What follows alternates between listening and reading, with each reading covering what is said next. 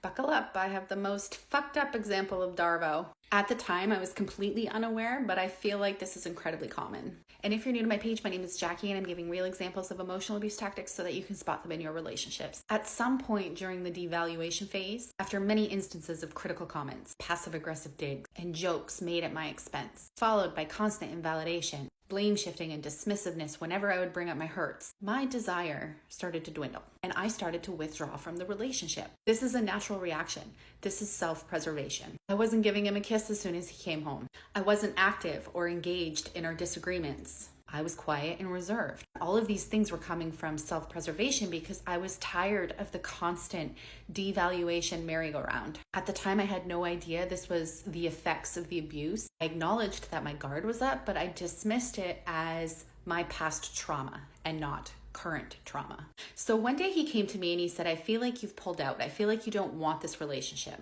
And I told him that my guard was up and that I was protecting myself, that I do want the relationship because I honestly did, but I felt stuck and I couldn't figure out why. I told him that I resorted to scorekeeping because I was keeping track of the fact that I was giving and giving and giving and getting nothing in return. And this is a natural response when you give and don't get anything back. So because he had me so conditioned to look at myself and to look at my action, I acknowledged that it was toxic and I apologized to him for being selfish. I said, now that I know I'm doing it, I can be more conscious of it and I understand why it's so frustrating for you.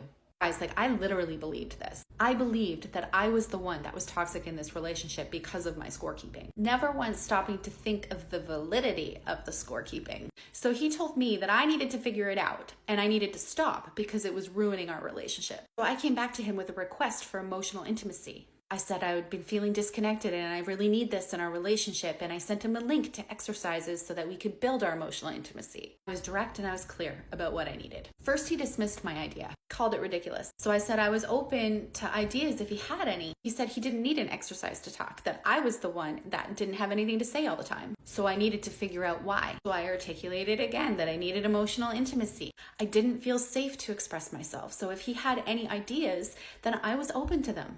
To which he replied, I came to you with a problem I was having. Funny how you've turned it around and made it about me. They are incapable of seeing how the devaluation plays in the dynamic shift. Then they gaslight you to make you believe that you're the one causing the dynamic shift.